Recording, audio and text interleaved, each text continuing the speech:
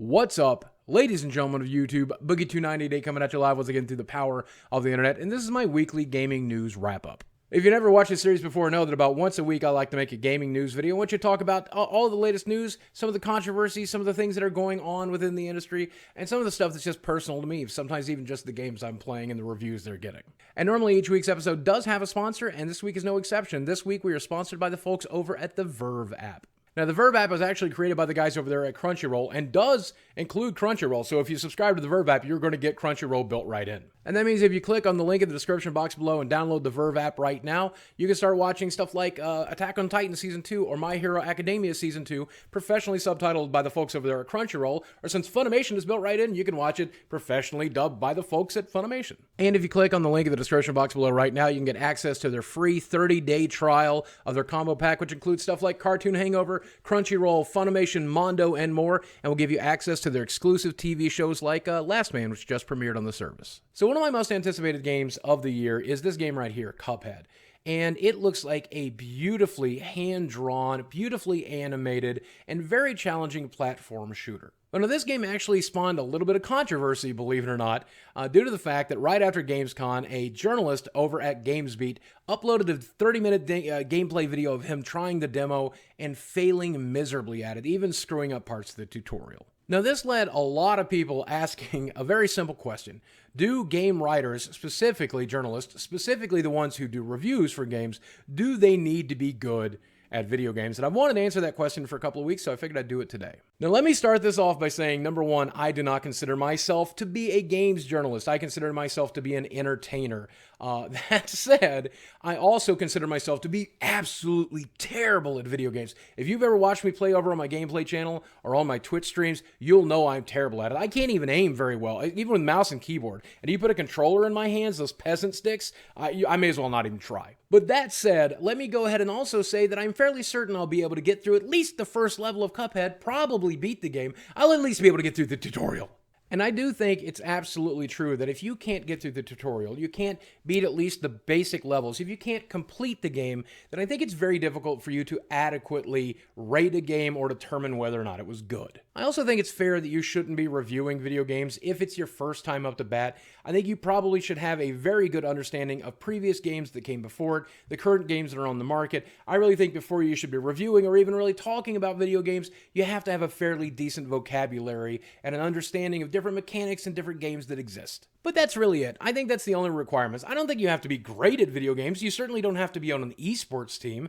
You just have to have a fairly decent video game vocabulary, video game knowledge, have played a decent library of video games, and more importantly, be at least good enough to be able to complete the game so that you can explore the majority of it so that you can rate or review it. And I've heard this doesn't really translate to other forms of media, so it shouldn't translate here. The people who say that, just because you rate movies doesn't mean you need to be able to make a movie, or just because you rate albums doesn't mean you need to be able to make an album, but that's not what you're doing when you play through a video game. If you want to rate an album, you need to be able to hear. And if you want to rate a movie, you need to be able to both see and hear. And if you want to be able to rate a video game, I'm sorry, but you're going to have to at least be able to participate and complete the video game. So do I require my video game journalists to be great at video games? Absolutely not. I don't even need you to be good at video games. I just need you to be competent. I need you to be better at them than me. Hopefully, at least you're better than me, and that's not saying much. But some of you aren't, and you need to go into accounting.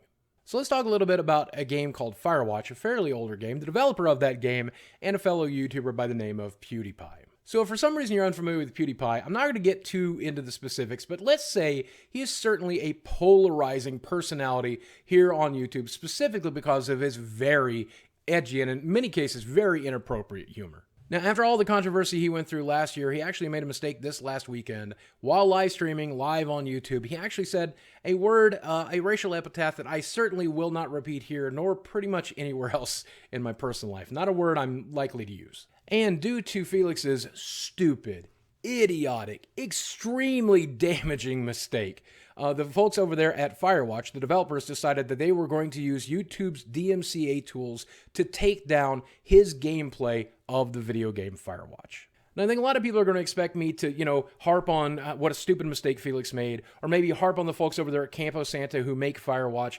I'm not interested in doing that. What I want to talk about a little bit today is my understanding of how this whole system works here when it comes to streaming and playing video games. All of this comes down to fair use rules, which I feel like I'm fairly versed on, having spoken to several lawyers and several experts over the years.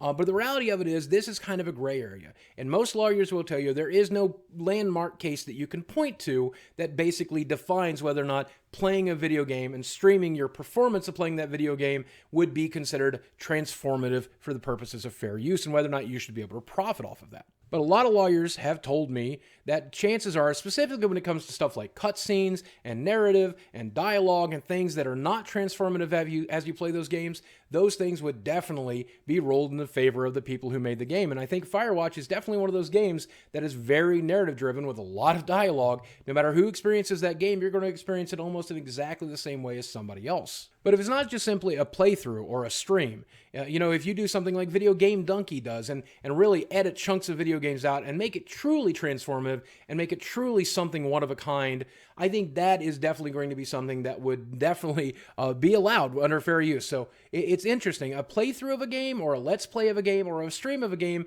may not be allowed via fair use, but something very transformative certainly would be. Think H3H3 videos. I think the H3H3 law case would definitely apply to stuff like Video Game Donkeys or even maybe some video game reviewers do. So really it comes down to how transformative the gameplay is, right? If you're just playing through the game or streaming it, I think the folks over there at Campo Santo might be able to convince a lawyer and certainly maybe even a judge that that is still their copyrighted work. And since there's not being anything transformative done to it, they have every right to be able to take that stuff down. Then again, if the game is fairly dynamic in nature, I think stuff like League of Legends or maybe Magic the Gathering, Duels of the Planeswalker, something along that lines, or if the creator truly transforms it from just a gameplay into a creation that's their own, I think any judge in the world is going to say that that is transformative, very similar to the work that H3H3 does. But as it is right now, YouTube always favors corporations over creators. They always are very careful, and they always want to make sure that the big corporations who have all the money and have all the lawyers definitely come out on top. And in this case,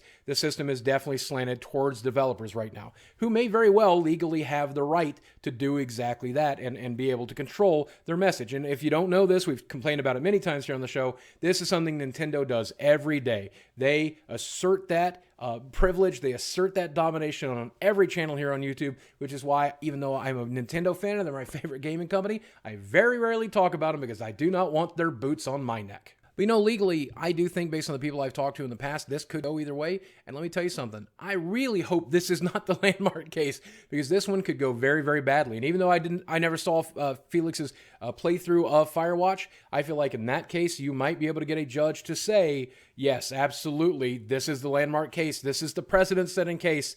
And if that happens, God help us. God help us. The entire cookie will crumble. What I'm doing here will be fine, but some of our favorite Let's Players, they're going to have to completely shift what they're doing or completely stop doing it altogether. But you know what? That's one man's opinion, and I could be wrong, and I have been very wrong in the past, so I'm curious as to what you guys think in the comments section below. I'd also like to ask yourself the question, how do you feel about developers picking and choosing who they want to work with? Now, obviously, Felix is very polarizing, and I know a lot of people do not want to work with him right now because of the silly mistakes he's made in the past, but what do they choose not to work with me, or they choose not to work with your favorite YouTuber? How would you feel about that? What do you think about the pick and choose system that Nintendo currently uses? I'd love to hear about it in the comments section below. While you're down there, do me a favor, check out that Verve app in the link in the description box below. You'll be supporting me if you do, and you'll be supporting the show. Make sure it keeps coming back each week.